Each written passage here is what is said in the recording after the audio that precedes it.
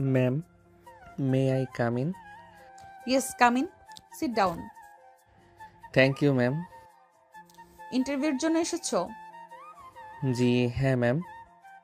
Confidently বলো জি হ্যাঁ। বলে তো চাকরি পাওয়া যায় না। Sorry ma'am, I mean yes, I am here for the interview. Better. তোমার সিভিতে দেখলাম আগের অফিস ছেড়েছো 6 মাস আগে। Reason? Personal reason ma'am. Personal মানে কি? স্ত্রী পালিয়েছে নাকি তুমি পালিয়েছো?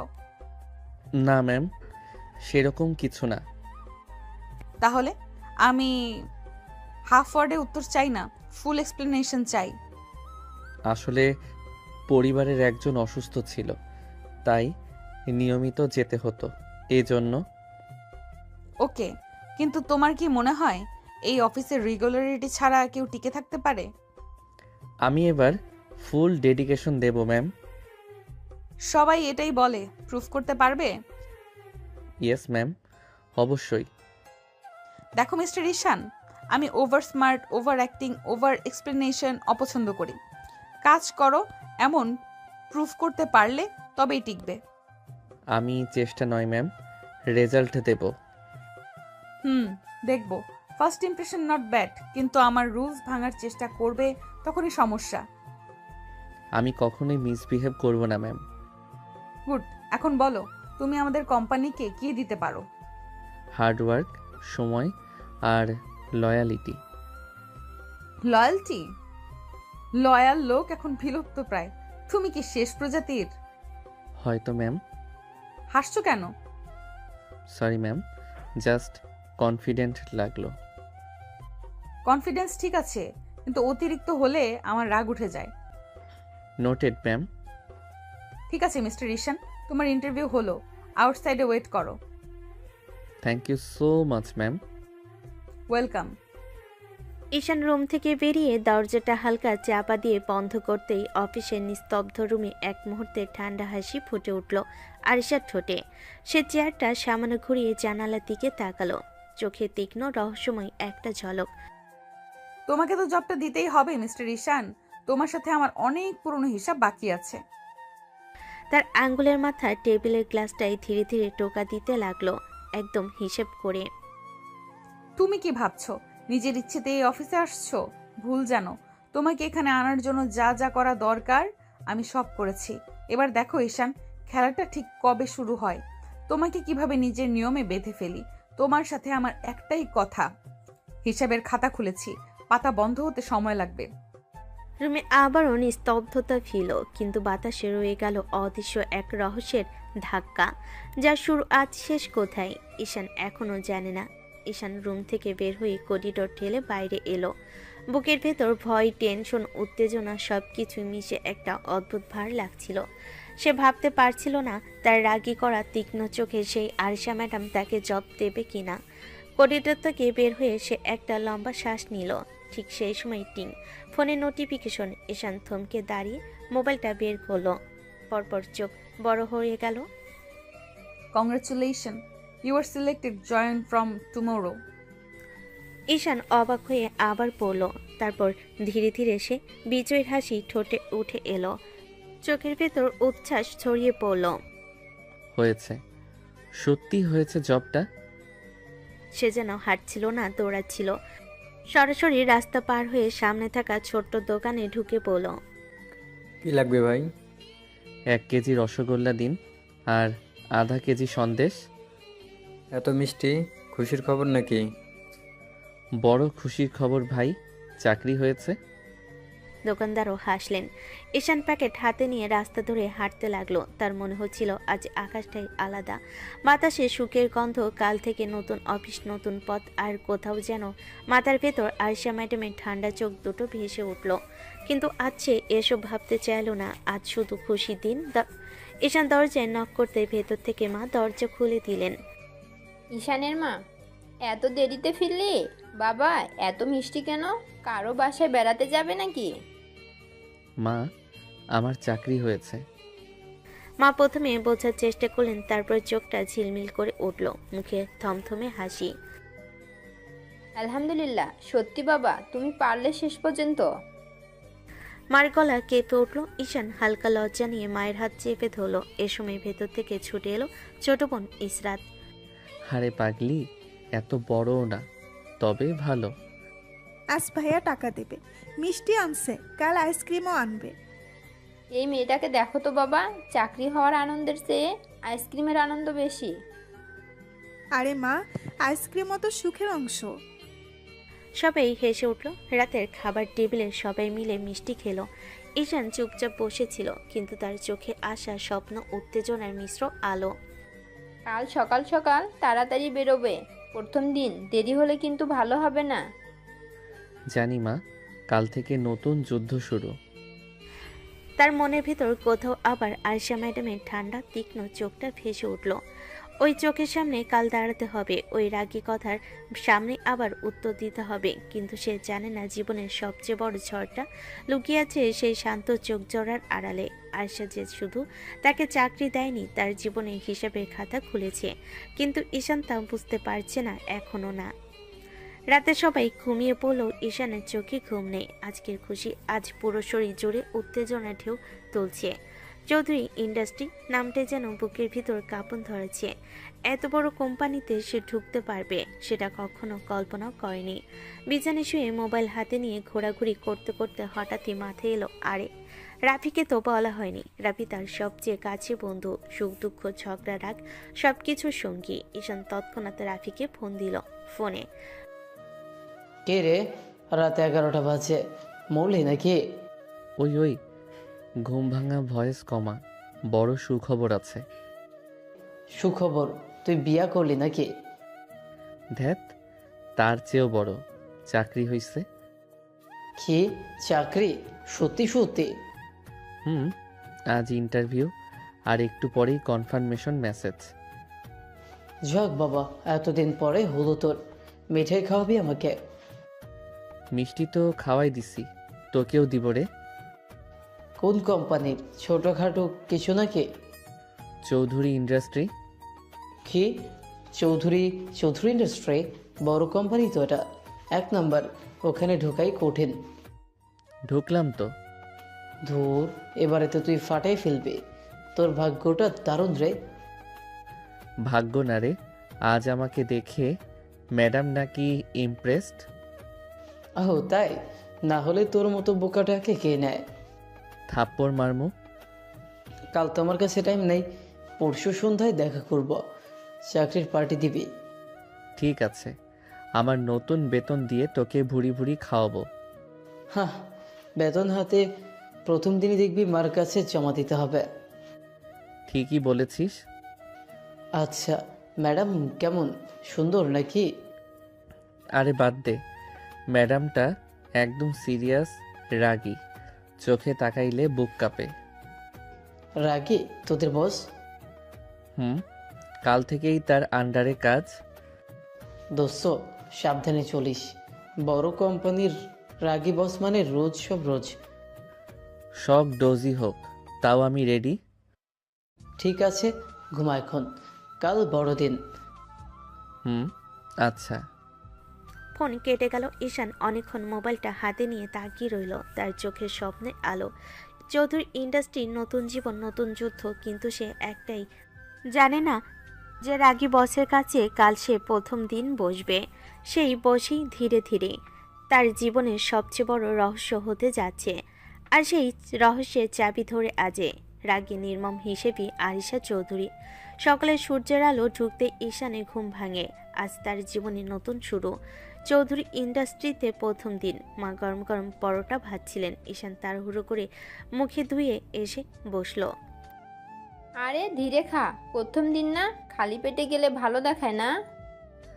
মা, দেরি হয়ে যাবে, আজই যদি দেরি করি। মাও হাসলেন, কিন্তু চোখে চিন্তা। 2 কামড় খেয়ে ব্যাগ নিয়ে বের হয়ে গেল ঈশান। চৌধুরী ইন্ডাস্ট্রি, সকাল 9টা 5। অফিসের বিশাল কাছের দরজার সামনে দাঁড়াতেই বুকের ভিতর কেমন যেন ধরফর করলো, কিন্তু ঘড়ির দিকে তাকাতেই বুকটা একটু কেঁপে উঠল। 9টা 5, 5 মিনিট লেট। ঈশান তাড়াতাড়ি ভেতর ঢুকলো। এমন সময় রিসেপশনিস্ট তাকে বলল, স্যার, আরিশা ম্যাম আপনাকে কনফারেন্স রুমে ডাকছেন। ঈশানের বুকের ভিতর কাঁপুনি। প্রথম দিন, আর প্রথমেই বস ডাকছে। অস্বস্তি নিয়ে কনফারেন্স রুমে ঢুকলো সে। আরিশা ইতিমধ্যে চেয়ারে বসে আছে, চোখ দুটো ঠান্ডা বরফের মতো, মুখে কোনো হাসি নেই। ঈশান ঢুকতে সে তাকালো, একবার তাকালো, কিন্তু তাতেই ঈশানের বুক কেঁপে উঠল। Ma'am, may I? Stop, no permission needed, just come in and sit. Ishaan আস্তে বসতে আরিশা টেবিলের উপরে রাখা ঘড়িটার দিকে তাকালো, তারপর এমনভাবে তাকালো যেন চোখ দিয়ে ছুরি ছুঁড়ে দেবে। First day 5 minute late. আমি কি বলেছিলাম? ডিসিপ্লিন ছাড়া এই অফিসে টিকে থাকা যায় না। ম্যাম, আমি? এক্সকিউজের দরকার নেই।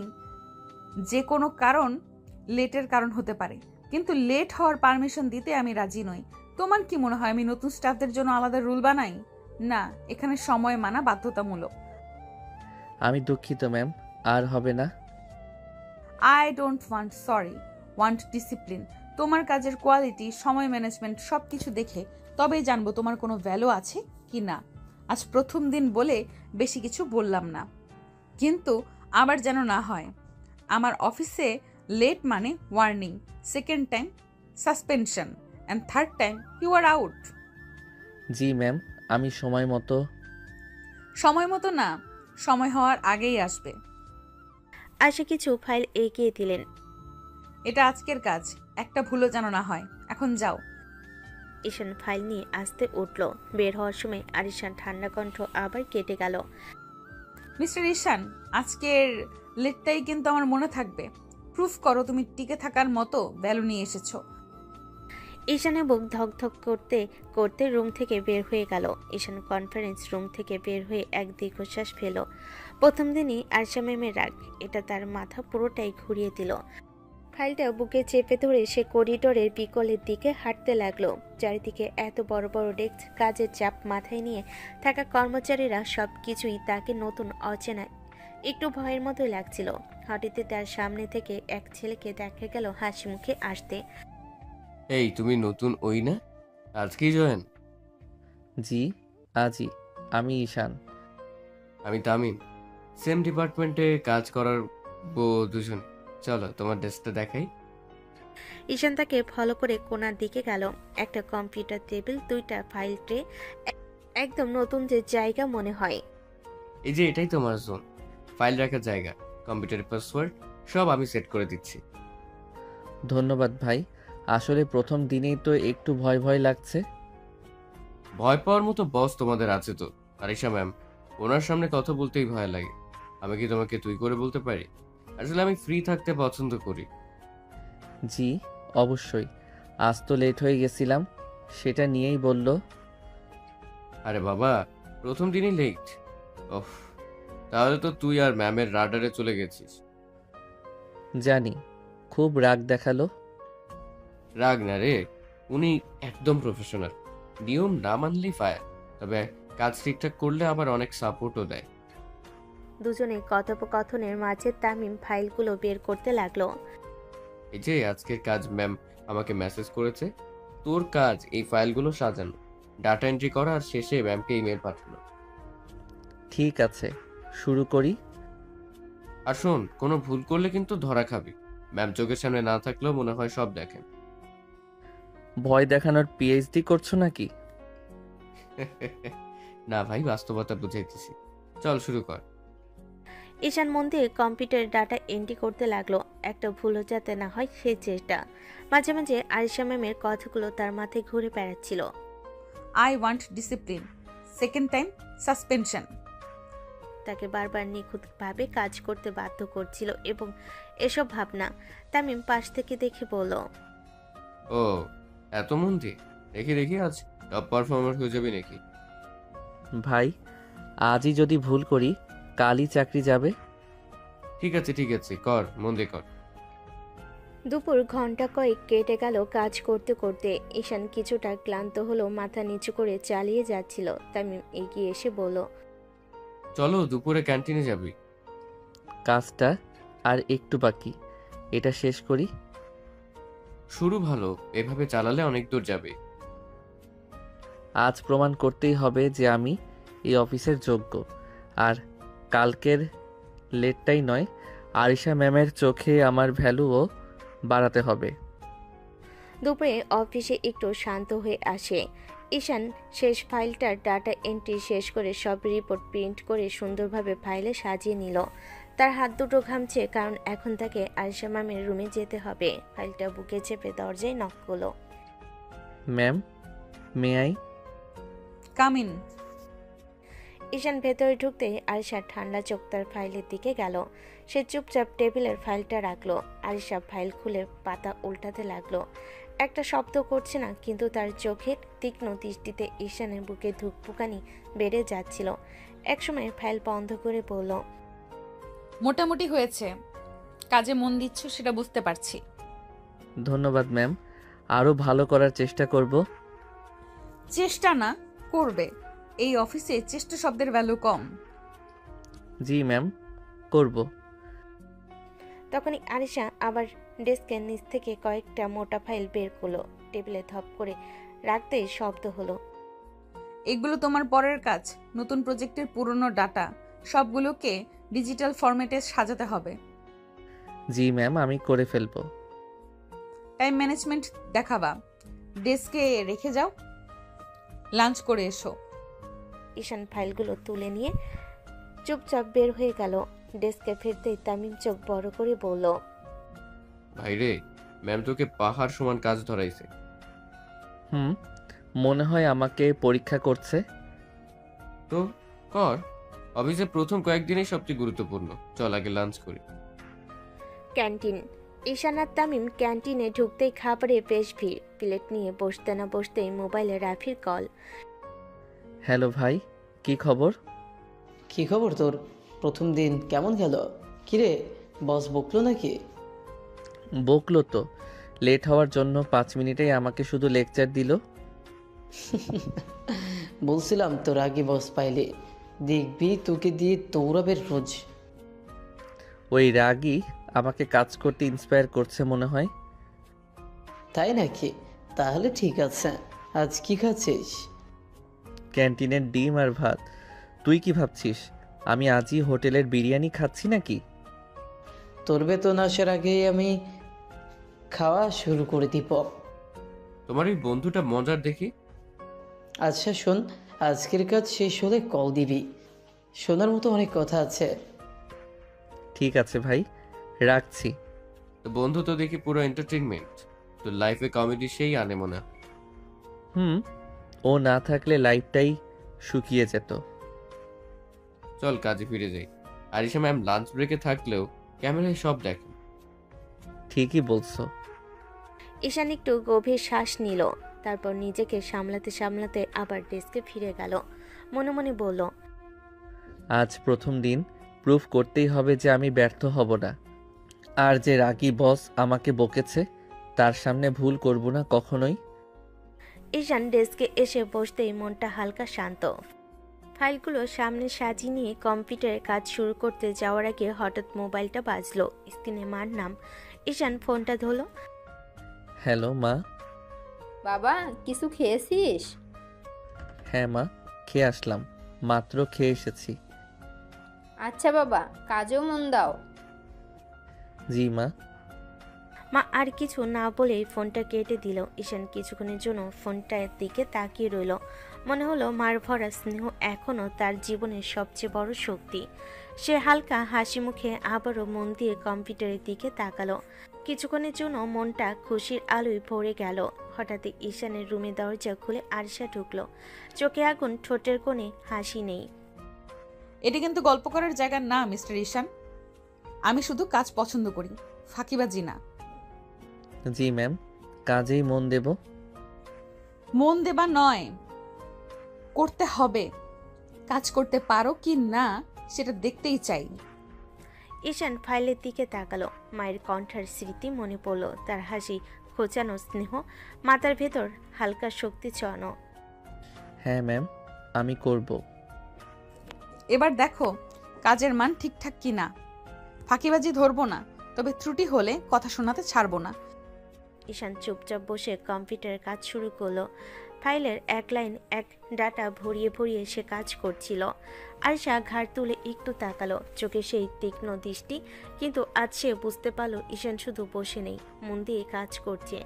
আয়শা রুমে ফিরে গিয়ে চেয়ারটায় বসে এক মুহূর্ত থমকে রইল। চোখের কোণে ধোঁয়াশা, কিন্তু মুখে অল্প ঠান্ডা হাসি। এত সুন্দর ইনোসেন্ট চেহারার মধ্যে কতটা খারাপ চেহারা লুকিয়ে রেখেছে তুমি ঈশান। কেউ দেখলেও বুঝতেই পারবে না তুমি আসলে কি। চোখে এক অদ্ভুত কৌতূহলের ঝিলিক, কিন্তু সে জানে এই কৌতূহলই তাকে সাবধানে থাকতে বাধ্য করছে। বিকেলে ঈশান তার ডেস্কে বসে সব ফাইল রেডি করে নিয়ে গেল। ফাইলগুলো সাজিয়ে বসার আগেই সে নিজেকে মানসিকভাবে প্রস্তুত করলো। আজ আরিশা ম্যামের কাছে সব ঠিকঠাক দেখাতে হবে। ফাইল নিয়ে সে ধীরে ধীরে কনফারেন্স রুমের দিকে গেল। দরজা খুলতেই আরিশার চোখ দুটো স্বাভাবিক হলো। ভিতরে এক টুকরো আগুন লুকিয়ে আছে। ঈশান ফাইল জমা দিতে এগোলো। আরিশা একবার কাগজগুলো দেখে শুধু মাথা নাড়ল, কিন্তু কিছু বলল না, শুধু চোখের কোণে সামান্য প্রশংসার ছোঁয়া। কিছুক্ষণের মধ্যে আরিশা আরো কিছু ফাইল বের করলো। এইগুলো তোমার জন্য, তোমার ডেস্কে রেখে আসো। ঈশান ফাইলগুলো হাতে নিয়ে উঠতে গিয়েই মনে হলো এই ফাইলগুলো তাড়াহুড়ো করতে হবে। আরিশা তার পাশে এসে বলল, চলো এখানেই রাখো। ঈশান ফাইলগুলো রেখে যাওয়ার সময় হঠাৎ হাত দিয়ে ধরে ফাইলটা ধরতে গিয়েছিল, আর এক মুহূর্তে অম্লান ভারসাম্য হারিয়ে দুজনেই মিলে নিচে পড়ল। দুজনের চোখে ভেসে উঠল একে অপরের দিকে। অপ্রত্যাশিত অবস্থায় তাদের ঠোঁট ধীরে ধীরে মিলিত হলো। দুজনেই প্রথমে চমকে উঠল, হৃদয়ে ঝড় বেড়ে গেল, কেঁপে উঠল পুরো শরীর। ও মাই গড, এটা কি হচ্ছে? ঈশান, এটা কি করলে তুমি? যেতে দুজনের শরীর এলোমেলোভাবে জড়ানো। আয়শা স্তব্ধ, চোখ বড় বড়। ঈশান পুরোটাই থরথর করে কাঁপছে। মুহূর্তটা ভাঙতে ঈশান প্রথমে নিজেকে সামলে মুখ তুলে বলল, সো সরি ম্যাম, আমি ইচ্ছে করে করিনি, বিশ্বাস করুন। আমাকে কিস করার সাহস কিভাবে হলো তোমার মিস্টার ঈশান? ম্যাম, আমি তো কিছু বুঝতেই পারিনি, হঠাৎই আমি। লুজ কন্ট্রোল, এটা নতুন অজুহাত তোমাদের? ঈশান দ্রুত উঠে গেল, হাত দিয়ে মেঝেতে ভর দিল, কিন্তু তার হাত ফসকে গেল ধপ। ঈশান আবার পুরো শরীর নিয়ে আয়েশার ওপর পড়ে গেল। ঠিক সেই মুহূর্তে দুজনের ঠোঁট আবারও এক হয়ে গেল, এবার আগের থেকে গভীর, অপ্রত্যাশিত, আরো বেশি বিপজ্জনক। আর দুজনেই একসাথে কেঁপে উঠল। ঈশান, আজ তুই শেষ, আজই তোর জানাজা পড়ে যাবে। ম্যাম তোকে আজ আসলেই গিলে খাবে। আয়েশার চোখ ভয়ঙ্করভাবে বড় হলো, রাগে তার মুখ লাল, শ্বাস ভারী, আর চোখে সেই অদ্ভুত ক্ষিপ্ত আগুন। তোমার সাহস কিভাবে হলো আবারও আমাকে? ম্যাম প্লিজ, আমি শপথ করে বলছি, ইচ্ছে করে। চুপ, একটা শব্দও না। তোমার এই আজব বোকামি, তোমার এই ইনোসেন্ট মুখ, সব আমি খুব ভালো বুঝি। আয়েশা ধীরে ধীরে উঠে দাঁড়ালো। কর্তব্য বিমূঢ় ঈশান এখনো বসে আছে, নড়ছে না। আয়েশা চোখ সরু করে তাকালো। আজ অফিসে থাকার সিদ্ধান্তই ভুল হয়েছে তোমার জন্য। এবার থেকে এক সেকেন্ডও আমার সামনে কোনো ভুল করবে না। ঈশান মাথা নিচু করলো, রাগে, অপমানে আর ভয়ে, লজ্জায়। কিন্তু তার ভিতরে আরেকটা অনুভূতি, আজকের অদ্ভুত স্পর্শের স্মৃতি, যা সে চাইলেও ভুলতে পারবে না। আয়েশা রুম ছাড়ার আগে ঠান্ডা কণ্ঠে বলল, কাজে ফিরে যাও, আর মনে রেখো তোমাকে আমি খুব কড়া নজরে দেখছি মিস্টার ঈশান। বাপরে, এই ম্যামের সাথে কাজ করা মানে এক এক দিন এক একটা হার্ট অ্যাটাক। অদ্ভুতভাবে তার ঠোঁট ছুঁয়ে থাকা সেই মুহূর্তগুলো মনে রয়ে গেল আগুন হয়ে। রাত নামতেই অফিসে ঝমঝম আলো বদলে গেল অন্ধকার নীরবতায়। বাড়িতে ফিরে নিজের রুমে ঢুকে আয়েশা ব্যাগটা ছুঁড়ে বিছানায় ফেল। শাওয়ার নিয়ে বেরিয়ে আয়নার সামনে দাঁড়াতেই হঠাৎ মনে পড়ল সেই বিকেলের মুহূর্ত, ঈশানের তার উপর পড়ে যাওয়া, আর তারপর সেই অবিশ্বাস্য ঠোঁটের মিলন। আয়েশার চোখ বন্ধ করল। হঠাৎই তার শ্বাস কেঁপে উঠল। মনে হলো পুরো শরীরের ভেতর দিয়ে যেন অদ্ভুত একটা বিদ্যুৎ খেলে গেল। না, এটা আমি হতে দিচ্ছি না। ওর মতো একটা মানুষের জন্য আমার এমন অনুভূতি হবে কেন? আমি আরিশা চৌধুরী, লাখো মানুষের বস। আমি আমার অনুভূতিকে কেন ঠিক রাখতে পারছি না? একটা সাধারণ ছেলে, সিম্পল, ভয় পাওয়া, ইনোসেন্ট, তার স্পর্শে আমার শরীর কাঁপবে কেন? শরীর সত্যি কেঁপে উঠল। দুহাত আয়নার টেবিলে রেখে চোখ নামিয়ে পড়ল। এটা হতে দেওয়া যাবে না, এটা ভুল। কিন্তু যত সে ভুল বলল মনে মনে, ততই সে ততটা মুহূর্ত ঘুরে ফিরে আসতে লাগলো। ঠোঁটের স্পর্শে ঈশানের অবাক মুখ তার ভয় পাওয়া, কিন্তু একেবারে নিষ্পাপ দৃষ্টি। আরিশা বিছানায় শুয়ে বুকের ওপর হাত রেখে আকাশের দিকে তাকালো। কথা না বললেও তার চোখে দ্বিধা, ভয় আর এক অদ্ভুত টান, যা সে কোনোভাবেই অস্বীকার করতে পারছে না।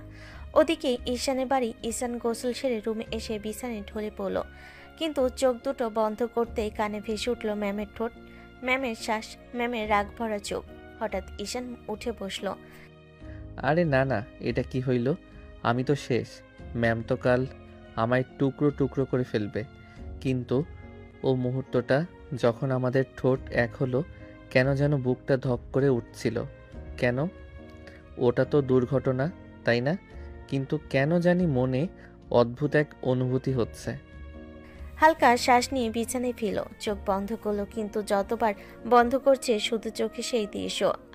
আরিশা তার নিচে, চোখে রাগ আর ঠোঁটে সেই স্পর্শ।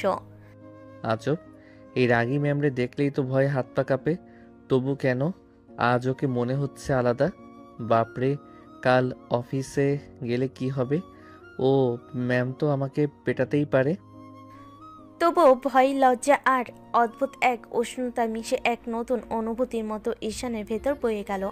দুজন দুই জায়গায়, কিন্তু একই অনুভূতি। দুজনই নিজেকে বোঝানোর চেষ্টা করছে এটা ভুল, এটা হওয়া উচিত না, কিন্তু হৃদয়ের গভীর কোথাও একটা গোপন আগুন ধীরে ধীরে জ্বলে উঠছে, যা তারা কেউই মানতে চায় না, তবুও ভুলতে পারছে না। পরের দিন সকাল। ঈশান অফিসের জন্য প্রস্তুত, কিন্তু মনটা অস্থির। ফাইলগুলো ঠিকমতো সাজানো আছে কিনা, ম্যামের রাগ বা চোখের তীক্ষ্ণ দৃষ্টি কি মনে আছে, সব মিলিয়ে হালকা ঘাম ভিজিয়ে দিচ্ছে তার কপাল। ডেস্কে এসে বসলো, কিন্তু ঠিক সেই মুহূর্তে চোখ পড়ল আরিশার দিকে। আরিশা ম্যাম তার ডেস্কে দাঁড়িয়ে কাজের নোট চেক করছে, চোখে আগুন, ঠোঁটে অল্পতম হালকা হেসে ওঠার চেষ্টা, কিন্তু ভেতরে রাগের ছাপ স্পষ্ট। ঈশানের হৃৎপিণ্ড ধুকপুক শুরু করলো, মুখ লাল হয়ে গেল, হাত অবচেতনভাবে ফাইলের দিকে এগিয়ে গেল, কিন্তু চোখটা বারবার ম্যামের দিকে যাচ্ছিল। ও মাই গড, আজ আবার ওর চোখের দিকে তাকাতে পারবো কি? ভয়ে না, লজ্জায় কাঁপছি। ফাইলগুলো ঠিক আছে কিনা দেখে নাও, আজকের কাজটা আগে শেষ করতে হবে। জি ম্যাম, আমি দেখছি। আরিশা ভুরু কুঁচকিয়ে চোখে অদ্ভুত তীক্ষ্ণ দৃষ্টি দিল, কিন্তু কিছু বলল না, কেবলই ধীরে ধীরে টেবিলের নোটগুলো রাখলো। ঈশান নিজেকে সামলানোর চেষ্টা করলো, মুখ লাল, হাত কাঁপছে, কিন্তু মনকে বলল, কাজের দিকে মনোযোগ দাও, অন্য কিছু দেখো না। ফাইল, ডাটা, রিপোর্ট, ম্যামের চোখ, না পাত্তা নেই। তবে যতক্ষণ কাজের দিকে মন দিল, মনে মনে ভিতরটা অদ্ভুতভাবে উত্তেজিত হচ্ছিল।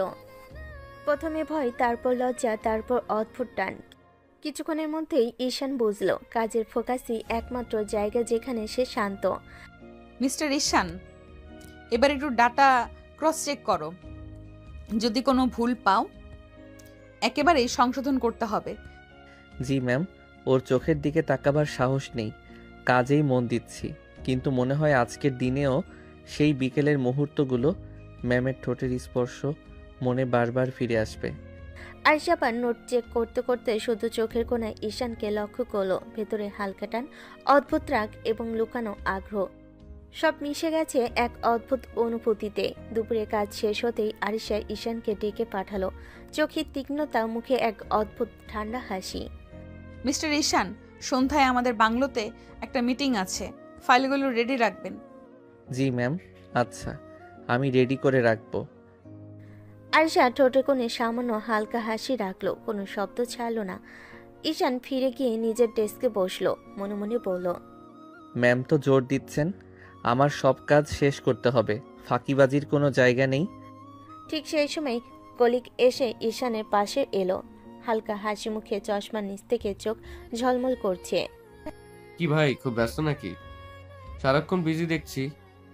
হ্যাঁ ভাই, ম্যাম তো আমাকে কাজ দিয়ে ভরিয়ে রাখেন, কথা বলার সময় পাই না। বুঝলাম, ম্যামের হাতে পড়লে কাজ ছাড়া আর কিছু নয়। তুমি কি এখনো মানিয়ে নিতে পারছো?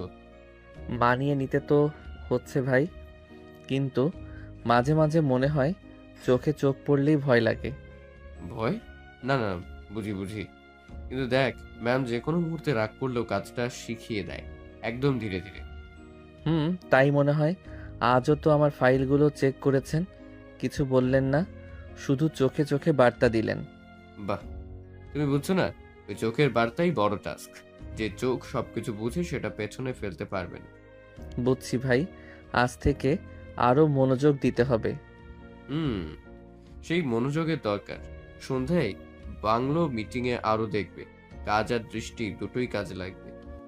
সন্ধ্যায় বাংলো ফাইল রেডি রাখতে হবে।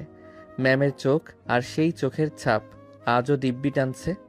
তাই বাংলোতে ঈশান গাড়ির দরজা খুলে নামতেই বুক ধকধক, হাতে ফাইলের বান্ডিল, মাথায় অজস্র চিন্তা। আজ যদি একটা ভুল করি তো রাগী ম্যাম আমাকে আর ফিরেও তাকাবে না। আর যদি যদি আজও না না, চিন্তা করিস না, শুধু কাজ কর ঈশান। বাংলোর বড় গেট খুলতেই নরম আলো ঝলমল করতে লাগলো। পুরো বাড়িটা কোনো সিনেমার সেটের মতো। ঈশান হাঁটতে হাঁটতে ভেতরে ঢুকতেই থমকে গেল। সামনে সিঁড়ি বেয়ে নামছে আরিশা। আজ তিনি লাল সোনালি পাড়ের সিল্ক শাড়ি পরে চুলটা আলতো করে গুছিয়ে ছেড়ে দিয়েছেন। চোখে চিকচিকে কাজল, ঠোঁটে হালকা রং। এক মুহূর্তে পুরো বাংলো যেন তার আলোয় ঢেকে গেছে। ঈশানের নিঃশ্বাস আটকে গেল। হাতে ধরা ফাইল প্রায় পড়ে যাচ্ছিল। সে কোনো রকম সামলে নিল। ইয়া আল্লাহ, এত সুন্দর লাগছে কেন আজ? মনে হচ্ছে হাই, মন চাচ্ছে ম্যামকে কাছে টেনে নেই, কিন্তু ম্যাম যদি জেনে ফেলে আমাকে তো জায়গা থেকে ফায়ার করে দিবে। ওহ ঈশান, তোকে আজকের রাত বাঁচতে হলে চোখ নিচে রাখতেই হবে। ঈশান, ফাইল এনেছো? জি জি ম্যাম, হ্যাঁ মানে এনেছি, সব রেডি। আমি মানে আরিশা চোখ কুচলে দেখলেন এই যে কথায় কথায় তোতলানো, নাকি আবার কালকের ঘটনার কথা মনে পড়ছে। আজ কিন্তু ভুল করা চলবে না, বিদেশে ক্লায়েন্ট এসে গেছে, চলো। ঈশান, চোখ তুলে তাকাস না, একবার তাকালেই গুলতি খেয়ে পড়ে যাবি। রুমটা নরম আলোতে সাজানো। টেবিলের উপর ফাইল, ল্যাপটপ, পানির গ্লাস। দুজন বিদেশি ক্লায়েন্ট ভেতরে এসে বসতেই আরিশা পুরো বস মোডে চলে গেলেন। Welcome sir, here are the updated projected files. My junior associate mister Ishaan will brief you first. Thanks ma'am. So here is the main proposal. সে প্রেজেন্টেশন শুরু করতে নিজের ভয় আস্তে আস্তে কমে গেল। কাজের বিষয়ে ঈশান দারুণ পারদর্শী। ক্লায়েন্ট মুখের ভাবেই সেটাও বোঝে গেল। আরিশা হাত গুটিয়ে দাঁড়িয়ে দেখছিলেন। এত নিরীহ, এত বাচ্চার মতো চেহারা, এর মধ্যে কোথায় যেন একটা তীক্ষ্ণ গভীর কিছু লুকানো। আমি কেন এত মনোযোগ দিয়ে ওকে দেখছি? না আরিশা, কাজের সময় কাজ। মনে হচ্ছে বেঁচে গেলাম ম্যাম। ভালো হয়েছে, তবে আরো ইমপ্রুভ করতে হবে। তোমার কাজ মোটামুটি হয়েছে। মোটামুটি? সেটা তো অনেক। আপনার মুখে মোটামুটি মানেই বড় কমপ্লিমেন্ট। চলুন, কিছু ডকুমেন্ট সাইন করতে হবে, তারপর আপনি বাড়ি যেতে পারবেন। ঈশান, হাত পা বেঁধে রাখ, লাফালাফি করবি না। এত সুন্দর লাগছে যে আজ যদি মন হারাই তবে সত্যি ফায়ার হয়ে যাবি। ফাইল সাইন করার সময় দুজনই কাছাকাছি দাঁড়ালো। হাওয়ায় যেন ভারী নীরবতা ভরা অদ্ভুত উত্তেজনা। ঈশান কলম এগিয়ে দিতে গিয়ে হাত ছুঁয়ে ফেল। দুজনেই সরে গেল তড়াক করে। এক মুহূর্ত চোখে চোখ পড়ে গেল। আরিশার বুক ধকধক করে উঠল। সেই ঠোঁটের স্পর্শ হঠাৎ মনে পড়তে সে ভীষণ অস্থির। কেন হচ্ছে এমন? আমি কেন ওকে এইভাবে দেখতে বাধ্য হচ্ছি? আহ, আজকে আরেকবার যদি কিস হয়ে যায় তাহলে আমি সত্যিই মারা যাব। বাংলো নরম আলো রুম জুড়ে ঝলমল করছে। ঈশান ফাইলগুলো বসে হালকা শ্বাস ফেলতে গিয়ে হঠাৎ অনুভব করলো গলা শুকিয়ে গেছে। সে চট করে টেবিলের উপরের দিকে তাকালো। পানি হাত বাড়িয়ে খেয়ে নিল ঢক ঢক করে। শুধু এক চুমুকে পুরো পানি শেষ। আরিশা চোখ বড় করে তাকিয়ে রইল। কি করলে তুমি? এইটা তো ডিঙ্ক।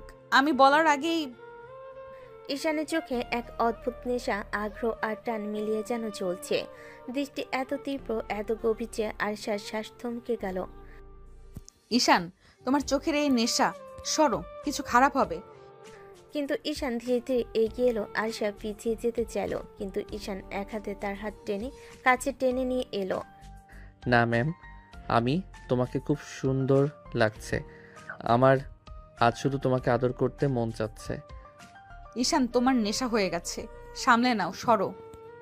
না সোনা, আমি আজকে শুধু তোমাকে অনেক আদর করব। শুধু দেখবে কতটা তোমার জন্য মন চায়। আরিশা কাঁপতে কাঁপতে তাকিয়ে রইল। হঠাৎ মনে হলো ভয় আর লজ্জার মধ্যে এক অদ্ভুত উত্তেজনা। কেন?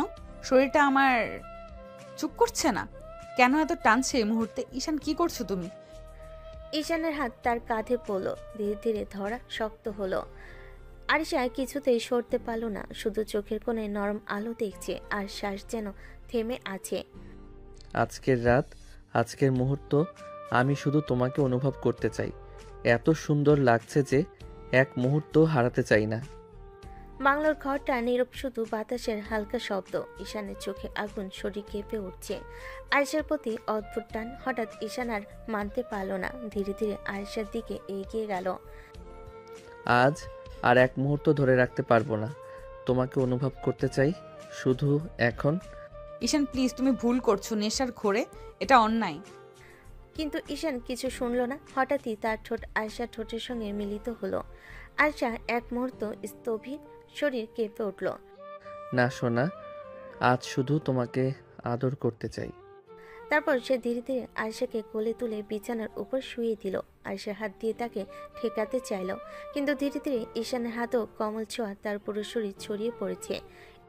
ঈশান আবার তার ঠোঁট দিয়ে কিস শুরু করলো। ধীরে ধীরে গলায় মুখ ডুবিয়ে কিস করতে আয়েশার বুকের ধকধকন বেড়ে গেল। ঈশান প্লিজ, তুমি শোনো না, এটা ঠিক না, এটা অন্যায়। ঈশান তার ভেতরে নেশাকে থামাতে পারল না, শুধু আরিশাকে আদর করতে লাগলো। তার হাত, ঠোঁট, নরম স্পর্শ সব মিলিয়ে এক অদ্ভুত উত্তেজনা সৃষ্টি করছে। না, আমি শুধু তোমাকে অনুভব করতে চাই। আজকে শুধু তুমি আমার কাছে থাকবে। সকালের আলো ধীরে ধীরে বাংলোর ঘরে ঢুকেছে। ঈশান চোখ খুলতেই প্রথম দেখলো আয়েশা তার পাশে বসে রাগে ভরা চোখে তাকিয়ে আছে।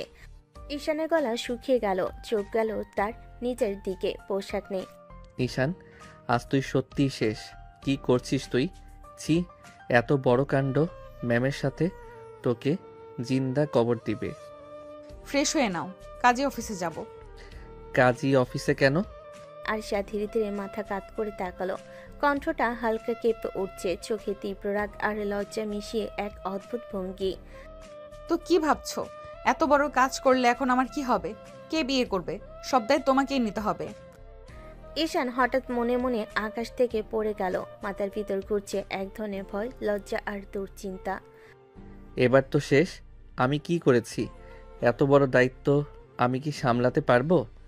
চলো ফ্রেশ হয়ে আসো। জি ম্যাম। সকালের আলো ধীরে ধীরে বাংলার ঘরে ছড়িয়ে পড়ছে। দুজনে ফ্রেশ হয়ে বের হচ্ছে। ঈশান মাথা ঝুঁকে বলল, ম্যাম, আমি গরিব। আপনি আমাকে বিয়ে করলে আমাদের বাড়িতে তো থাকা সম্ভব হবে না। আয়শা তার দিকে তীক্ষ্ণ চোখে তাকালো, ঠোঁটের কোণে অদ্ভুত হালকা হাসি, চোখের আগুনে ছোট ছোট চিহ্ন। তাহলে রাতে আমার কাছে এসেছো কেন? এমন ভাবে কাছে শুধু স্বামী স্ত্রী আসে, জানো না? কি থেকে কি হয়ে গেল আমি জানি না। তুমি তো মনে হয় পানি মনে করে ড্রিঙ্ক খাইছো, আর তারপর আমার সাথে উল্টাপাল্টা কাজ করতে থাকলে। তোমাকে তো পুলিশেও দেওয়া উচিত ছিল, তা না করে আমি বিয়ে করছি। এটা তো তোমার কপাল। ঈশান কপাল চাপড়ে নিল। ভেতরে ভীত আর লজ্জা মিলেমিশে এক অদ্ভুত টান তৈরি হলো। মনে মনে বলল, আজ আমার জীবন পুরোপুরি পাল্টে গেছে। ম্যামকে হারাতে পারবো না, কিন্তু এই দায়িত্ব, এই সম্পর্ক আমি কিভাবে সামলাবো? সকালের আলো ঝলমল করছে। বাংলোর গাড়ির সিটে ঈশান আর আরিশা বসে আছে। আজ তাদের বিয়ে হয়েছে। ঈশান, তোমাদের বাড়িতে নিয়ে চলো, সেখানেই থাকবো। জি ম্যাম, ঠিক আছে। গাড়ি বাড়ির গেটের সামনে দাঁড়ালো। ঈশান দরজা খুলে আরিশাকে নামাতে যেতেই, এটাকে মা, আমার বস, আমি ওনাকে বিয়ে করছি। কি এত বড় লোক বিয়ে করেছিস? আমাদের বাড়িতে আমরা কিভাবে থাকবে? চিন্তা করবেন না, আমি থাকতে পারবো। আপনাদের নিয়ম, আপনারা যা বলবেন আমি মানব। শুধু আপনাদের সঙ্গে এই পরিবারে আমার জায়গা হবে। ঈশানের মা কিছুক্ষণ চুপ করে রইল, চোখে ভিন্ন ধরনের বিস্ময় আর হালকা ভয়। ঈশান কপাল চাপড়ে নিল, ভেতরে লজ্জা আর উত্তেজনার মিশ্রণ। আজ থেকে সব কিছু বদলে যাচ্ছে। ম্যাম আমাদের সংসারে জায়গা করবে, কিন্তু মা যে কি রিয়াকশন দেবে, হায় আল্লাহ। ঈশানের মা দরজার সামনে দাঁড়িয়ে আছে, চোখ দুটো বিস্ময়ে বড়, মুখা। এদিকে আরিশা মাথা উঁচু করে দাঁড়িয়ে, ঠান্ডা গলায় কিন্তু দৃঢ় স্বরে, যেন নিজেকে প্রমাণ করার অদ্ভুত শক্তি নিয়ে। তুমি যদি পারো আমাদের এখানে সংসার করতে আমার কোনো আপত্তি নেই, কিন্তু তুমি তো বড়লোক বাবার মেয়ে, থাকতে পারবে কি এই ঘরে? পারবো মা, এখানে থাকতে আমার কোনো সমস্যা হবে না। আমি মানিয়ে নিতে পারবো, আপনি চিন্তা করবেন না। ঈশান থ হয়ে দাঁড়িয়ে আছে, মনে হচ্ছে জীবনে এত বড় ধাক্কা সে কখনো খায়নি। তার মাথার উপর দিয়ে যেন ঝড় বয়ে যাচ্ছে। মা এবার একটু হাসার চেষ্টা করলেন। ঠিক আছে তাহলে, যেহেতু তোমরা বিয়ে করেছো, বৌমা তুমি ঘরে যাও। ঈশান, নিয়ে যা তোর বউকে। জি, এখনই। আর কবে? বৌমা এসে দাঁড়িয়ে আছে আর তুই হাঁ করে আসিস, নিয়ে যা ভেতরে। ম্যাম, মানে আরিশা, চলেন যাই। ওরা ঘরের দিকে হাঁটতে লাগলো। ছোট্ট সাদামাটা ঘর, খাটে ফিটফাট চাদর, পাশে ছোট্ট একটা টেবিল। আরিশা ভেতরে ঢুকতে চারিদিকে তাকালো, যেন অন্য এক পৃথিবী। ঈশান মাথা চুলকাতে চুলকাতে বলল, এই ঘরটাই মানে আমার। এখন আপনারও। ঘর ছোট, হ্যাঁ, কিন্তু ঘর নিয়ে আমার কোনো অভিযোগ নেই। অভিযোগ থাকলে তো আমি বিয়ে করতাম না, তাই না? বাপরে, এ আর কি কপাল! বসকে বিয়ে করলাম আর উনি এসে আমার ঘরেই থাকবেন, আমি বাঁচি কিভাবে?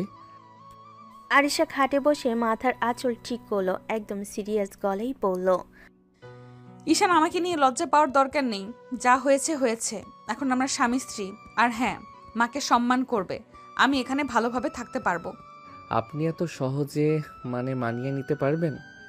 কেন ভাবছো আমি পারবো না? তুমি তো পারলে রাতে আমার সাথে খুব ভালো মানিয়ে নিতে।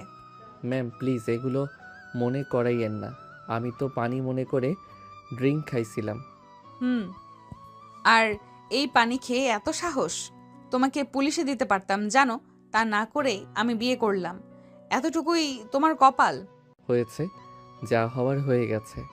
এখন যেভাবে বলেন আমি তেমনই করব। ভালো, এবার যাও, বাইরে থেকে আমার লাগে জানো। হায় আল্লাহ, রাগী ম্যাম, এখন আমার রাগী বউ, এখন আমি সত্যিই শেষ। ঈশান বের হওয়ার পর দরজা বন্ধ হতে নিস্তব্ধতা নেমে এলো। বাইরে হাওয়ার হালকা শব্দ, আর ভেতরে আরিশার অদ্ভুত অস্বস্তি। আরিশা খাটের ধারে বসে চুপচাপ তাকিয়ে রইল জানালার দিকে। তার চোখে যেন ঝড়, রাগ, বিস্ময় আর অদ্ভুত এক অপরাধবোধ। আরিশা মনে মনে বলে, এমনটা তো হওয়ার কথা ছিল না। আমি তো এইভাবে কাউকে চাইনি। গত রাত সব উল্টো করে দিল। ঈশান যদি এভাবে কাছে না আসতো সবই অন্যরকম হতো, কিন্তু সব চাল বদলে গেল। মুহূর্তের মধ্যেই কত ভাবনা এসে তাকে ঘিরে ধরল। একসময় সে অফিসের কঠিন বস ছিল, আর ঈশান ছিল তার জুনিয়র। আজ সে তার বউ হয়ে একটা ছোট্ট ঘরে বসে আছে। তার নিঃশ্বাস ভারী হয়ে এলো, ঠিক তখনই দরজায় ঠকঠক শব্দ। ঈশানের কাঁপা গলা। ম্যাম মানে আরিশা, আপনার লাগেজটা আনছি। আরিশা মুখ তুলে তাকাতেই দেখলো ঈশান এক হাতে বিশাল লাগেজ টেনে আনছে, মুখে ভ্যাবাচেকা চেহারা। হাঁপাতে থাকা তার দিকে তাকিয়ে আরিশার চোখে একটুখানি মায়ের ছায়া চলে এলো, কিন্তু সেটা তৎক্ষণাৎ লুকিয়ে ফেলল। ঈশান লাগেজটা খাটের পাশে রেখে চুপচাপ দাঁড়িয়ে রইল। কিছু বলবে, কিন্তু ভয় পেয়ে জড়সড় হয়ে আছে। আরিশা শান্ত স্বরে বলল, ঠিক আছে, তুমি যেতে পারো, আমাকে চেঞ্জ করতে হবে। হ্যাঁ হ্যাঁ ঠিক আছে, আমি বাইরে যাই। দরজাটাও লাগাইয়া দিব। দরজা লাগাবে না, আমি কিছু বলার আগ পর্যন্ত বাইরে দাঁড়িয়ে থাকবে। জি ঠিক আছে। বাপরে, এ কি বউরে আল্লাহ! ঈশান বাইরে গেলেই আরিশা গভীর শ্বাস পেল। ধীরে ধীরে লাগেজ খুলে সুন্দর একটি কামিজ বের করলো। রাগী হলো, সে গুছিয়ে থাকতে ভালোবাসে, নিজের মতো পরিচ্ছন্ন নিখুঁতভাবে। দ্রুত চেঞ্জ করে আয়নার সামনে দাঁড়ালো। তার চোখে এখনো অস্থিরতা। আমি কেন তাকে কিছু বললাম না, কেন পুলিশে দিলাম না, কেন বিয়ে করতে রাজি হলাম? কারণ আমাকে স্পর্শ করেছে, এতটা কাছে এসেছে। এইভাবে কাছে শুধু স্বামী আসে, তাই আমি আর ফেরার পথ রাখিনি। তার বুকের ভেতর ধুকপুকানির শব্দ যেন কানে বাজছে। সে আয়নার সামনে চুল ঠিক করে নিল, মুখে স্বাভাবিকতা আনার চেষ্টা করলো। চোখের তলায় ক্লান্ত সাপ ফুটে আছে। বাইরে দাঁড়িয়ে থাকা ঈশান আবার দম নেওয়ার শব্দ করলো, মনে মনে বলল, ম্যাম চেঞ্জ করছে, আমি বাইরে। বাপরে, আর একটু পরে আমাকে মেরে ফেলতেই পারে। ঠিক তখনই দরজা খুলে গেল। আয়শা বের হলো মাথা উঁচু করে, কিন্তু ভেতরে সে কাঁপছে। কেউ বুঝতে পারছে না। ঈশান তাড়াতাড়ি সোজা হয়ে দাঁড়ালো। আরিশা ঠান্ডা গলায় বলল, চলো রান্নাঘরে যাব, তোমার মাকে সাহায্য করি। আমি এই ঘরের দায়িত্ব নিতে এসেছি, শুধু বউ হয়ে নয়, পরিবারের একজন হয়ে। ম্যাম, মানে আপনি রান্নাঘরে? হ্যাঁ, বউ হয়ে এসেছি, শোপিস হয়ে না। হায় আল্লাহ, রাগী বস এখন রাগী বউ হয়ে আমার ঘাড় মটকাবে। ঈশানের মা রান্নাঘরের দরজায় দাঁড়িয়ে সবজি কাটছিলেন। তখনই পেছন থেকে পায়ের শব্দ পেলেন। ঘুরে দেখলেন আরিশা সে দাঁড়িয়ে আছে, পরিপাটি সাজে, মুখে অদ্ভুত দৃঢ়তা। মা অবাক হয়ে বললেন, মা, তুমি এখানে কেন? ঘরে যাও, বিশ্রাম নাও, এখানে আসার দরকার নাই। আমি ঘরে বসে থাকতে আসিনি, বউ হয়ে এসেছি, রান্নাঘর আমার জায়গা। আপনি আসুন আম্মা, রান্না আমি করব। তুমি তুমি তুমি রান্না করবে? এত বড় লোকের মেয়ে, কোলে কোলে মানুষ, কিভাবে করবে মা? সব পারি। যে মেয়ে অফিস সামলায় সে চুলা বাসনও সামলাতে পারে। আপনি বসে দেখুন, ভুল হলে শিখিয়ে দেবেন। মা হতবাক হয়ে তাকিয়ে রইলেন। ঈশান তার ছোট বোন ইসরাত দূর থেকে দেখছিল। ইসরাত চোখ গোল করে বলল, ভাইয়া, তোমার ম্যাম রান্নাঘরে ভাবতেই পাচ্ছি না। দেখো, এখন যদি চুলা ফাটাই দোষ আবার আমার উপরই পড়বে। ম্যাম রাগে কয়টা হাড় ভাঙবে কিছুই বলা যায় না। রান্নাঘরের ভিতর আরিশা হাত ধুয়ে ওড়নাটা বেঁধে নিল, পুরোপুরি বইয়ের মতো। মা দাঁড়িয়ে দেখছেন, চোখে বিস্ময়ের ছাপ। আরিশা সবজি নিল, কাটা শুরু করলো। আরো ধীরে ধীরে কাটো মা, হাত কেটে যাবে। কাটবে না আম্মা, আমি পারবো। তার কাটার শব্দ ঠকঠক করে রান্নাঘর ভরিয়ে গেল। মামা, মা, ঈশান, ইসরাত তিনজনই বাকরুদ্ধ হয়ে দেখছে। চুলায় হাঁড়ি চাপাতে গিয়েও থামল না তার দৃঢ়তা। মশলা দিল, ভাজে দিল, ভাত দিল, যেন সে বহুদিন এ বাড়ির বউ। মা বিস্ময়ে বলেন, মা, তুমি তো দারুণ রান্না করো, ভাবতেও পারিনি তুমি এত কিছু জানো। সব বউই পারে আম্মা, চাই শুধু মন। আপনি চিন্তা করবেন না, আমি সংসার চালাতে জানি। ভাবি তো মনে হয় হিরোইন, একদিকে অফিসের বস, আবার এত সুন্দর রান্নাও জানে। হিরোইন না, সর্বনাশ। রাগ করলে মনে হয় থরের হাতুড়িও ফেলতে পারবে। চুপ কর শয়তান, তোমার বউ রান্না করেছে আর তুমি খ্যাক খ্যাক করছো। ঈশান মুখ চুপটি করে দাঁড়িয়ে থাকলো, কিন্তু চোখ সরাতে পারছিল না আরিশার দিকে। চুলার আলোতে দাঁড়িয়ে থাকা আরিশার অদ্ভুত সুন্দর লাগছিল। রাগী, আত্মবিশ্বাসী, পরিপাটি, এমন এক নারী যে অফিসেও সামলায়, সংসারও। কিছুক্ষণ পর ভাত, ডাল, সবজি আর মুরগি ঝোলের গন্ধে পুরো বাড়ি ভরে গেল।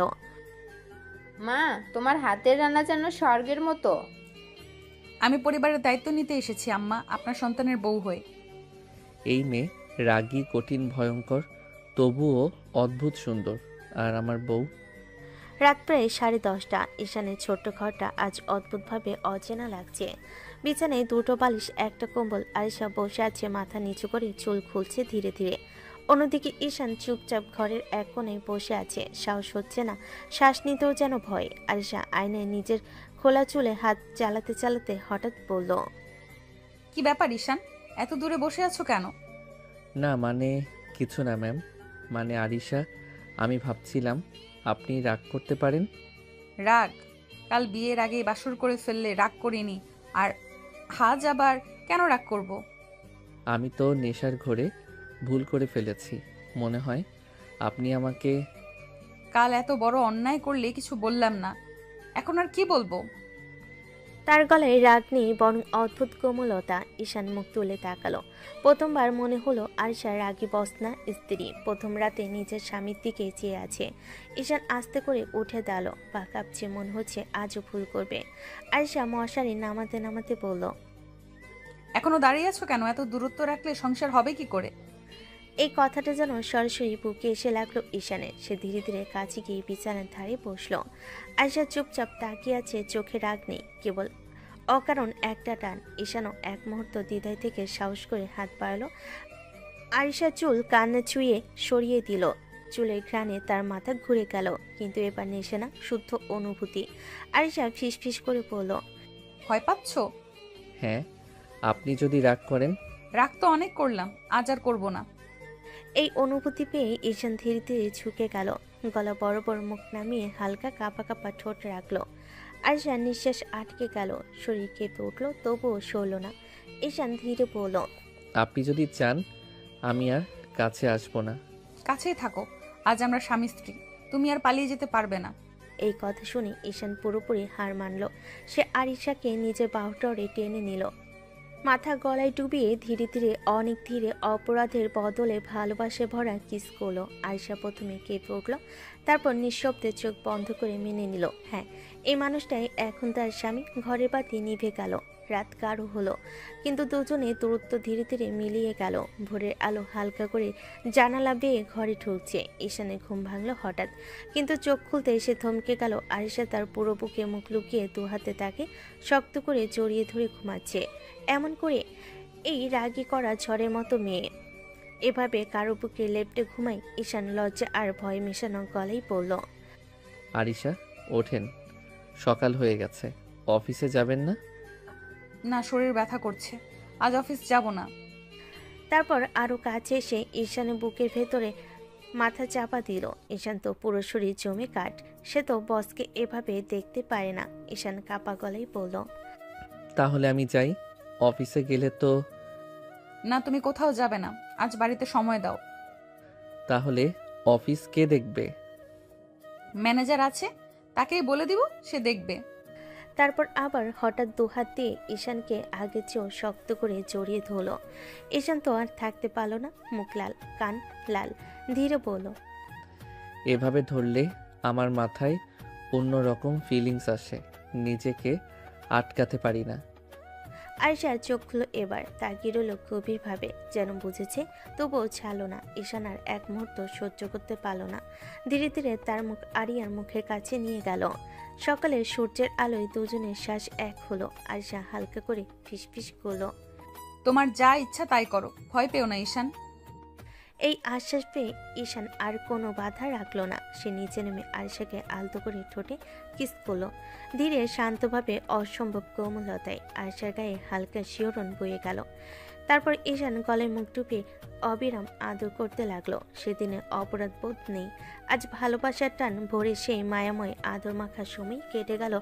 আয়শা ধীরে ধীরে বিছানা থেকে উঠল। ঈশান তখনও আধা ঘুমে, যেন বিশ্বাসই করতে পারছে না তার রাগী বস এখন তার স্ত্রী। আয়শা ঘর থেকে বের হয়ে গোসল করলো, পানি পড়ে তার গায়ের উপর, চোখ বন্ধ করে বারবার মাথায় ভাসে ঈশানের সেই সকালে নিবিড় স্পর্শ। হৃদয়টা কেমন যেন হালকা হয়ে ওঠে। গোসল শেষে শাড়ি পরে চুল ভিজে ভিজে খোলা রেখে ফ্রেশ হয়ে নিচে নেমে এলো। রান্নাঘরের দরজায় দাঁড়াতেই দেখলো ঈশানের মা চুলায় ভাত নামাচ্ছেন আর বোন ডাল নেড়ে দিচ্ছে। আরিশা দ্রুত এগিয়ে গেল, কণ্ঠে স্পষ্ট উদ্বেগ, মা, আপনি রান্না করেছেন কেন?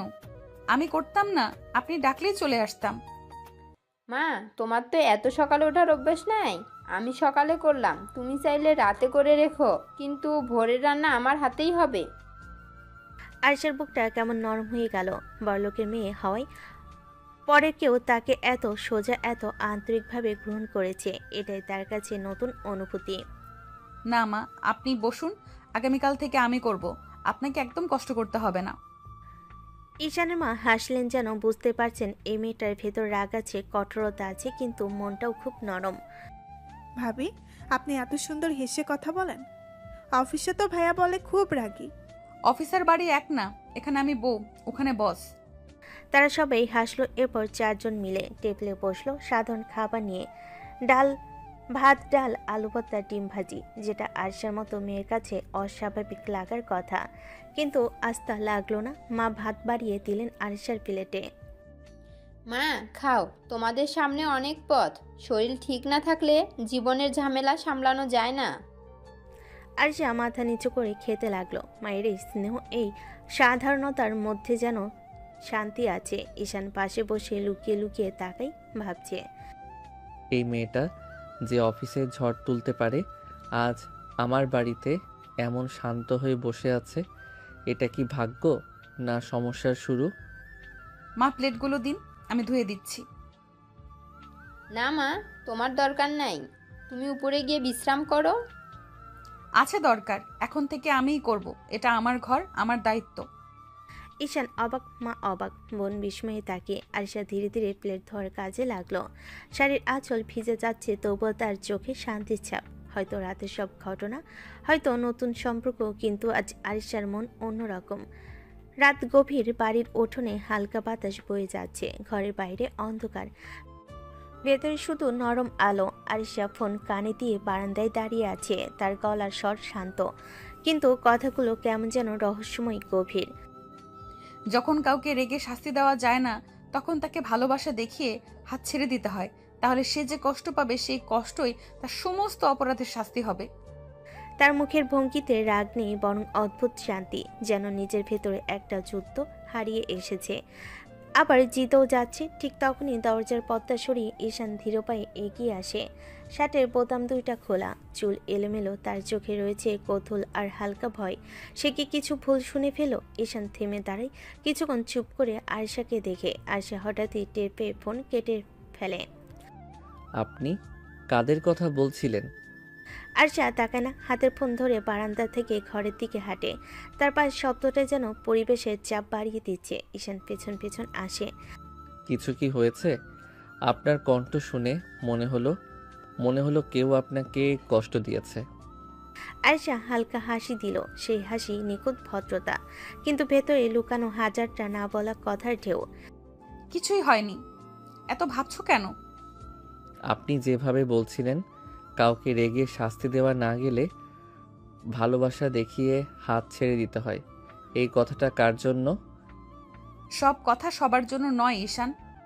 ঈশান থমকে যায়, মনে হাজার প্রশ্ন, কিন্তু কিছু বলতে পারে না। আয়েশা ঘরের দিকে এগিয়ে যায়, দরজার সামনে এসে থামে। আসো, অনেক রাত হয়ে গেছে।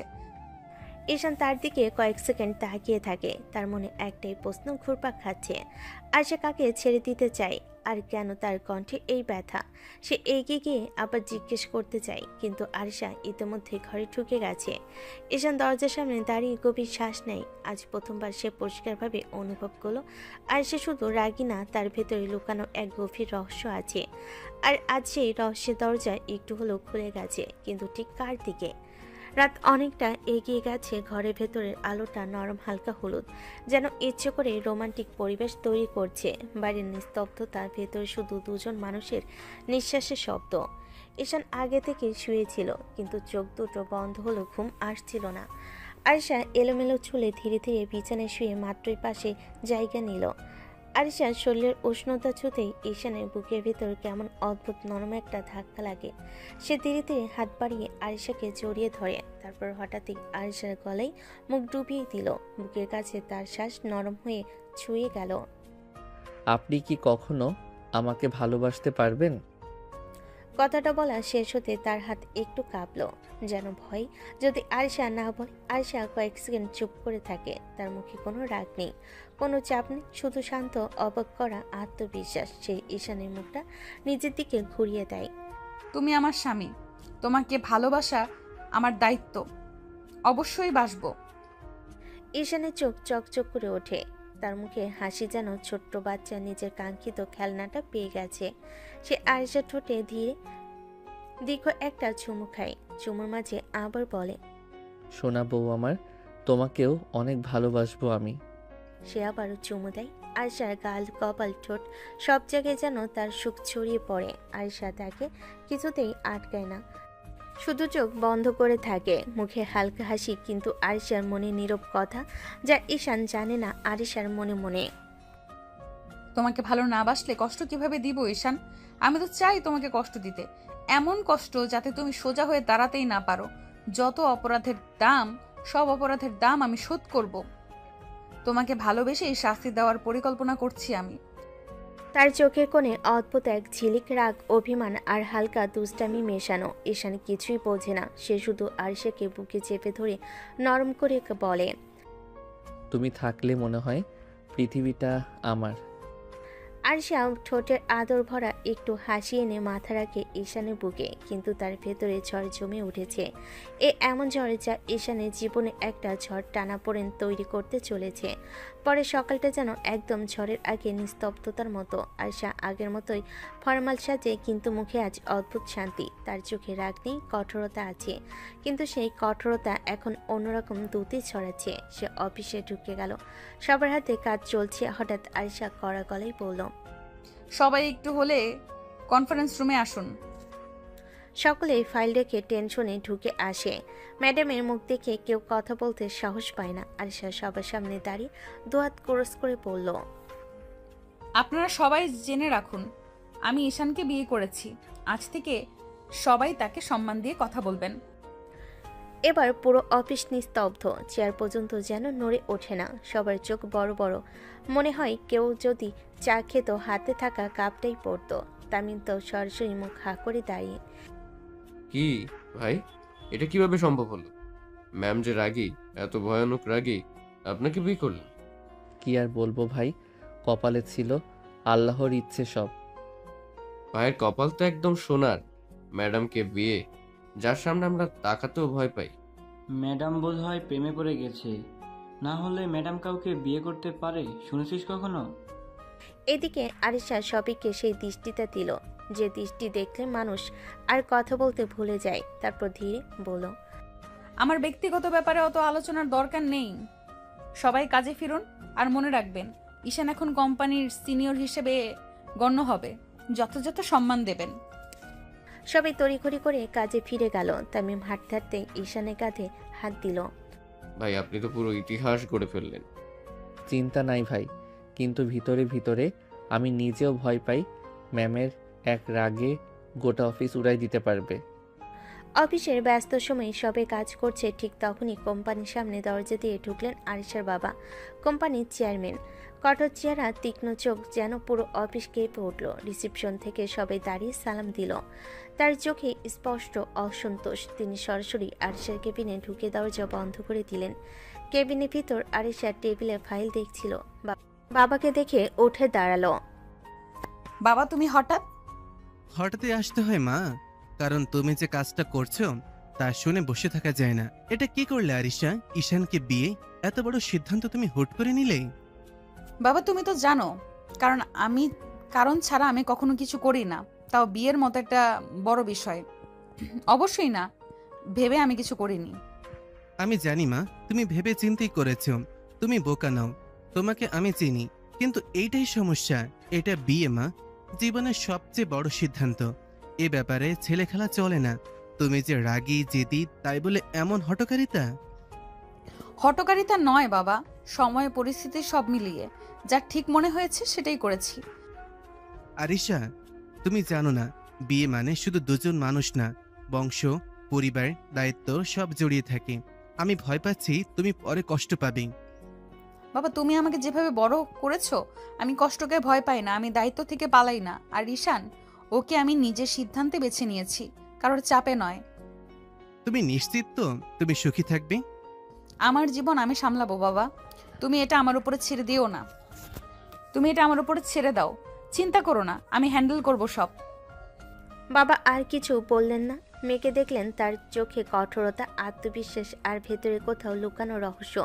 তিনি শুধু বললেন, ঠিক আছে, যদি তুমি এতটাই নিশ্চিত হও তাহলে আমি আর বাধা দেব না। কিন্তু মনে রাখবে মা, যদি কখনো কোনো সমস্যা হয়, তোমার বাবা সবসময় তোমার পাশে থাকবে। সমস্যা হলে আমি সমাধান করব বাবা, তুমি শুধু দেখো আমি করতে পারি। বাবা মাথা নেড়ে কেবিন থেকে বেরিয়ে গেলেন। তার যাওয়া মাত্রই কেবিনে আবার নিস্তব্ধ।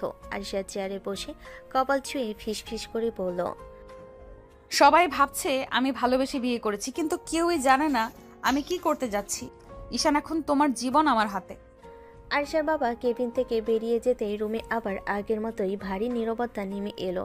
আরিশা ফাইল গোছাচ্ছিল, ঠিক তখনই দরজায় নক। ম্যাম, ফাইল রেডি, দেখা লাগবে? দাও, টেবিলে রাখো। ঈশান ফাইল রাখলো, কিন্তু বেরিয়ে গেল না, বরং দরজা টেনে ভিতর থেকে লক করে দিল।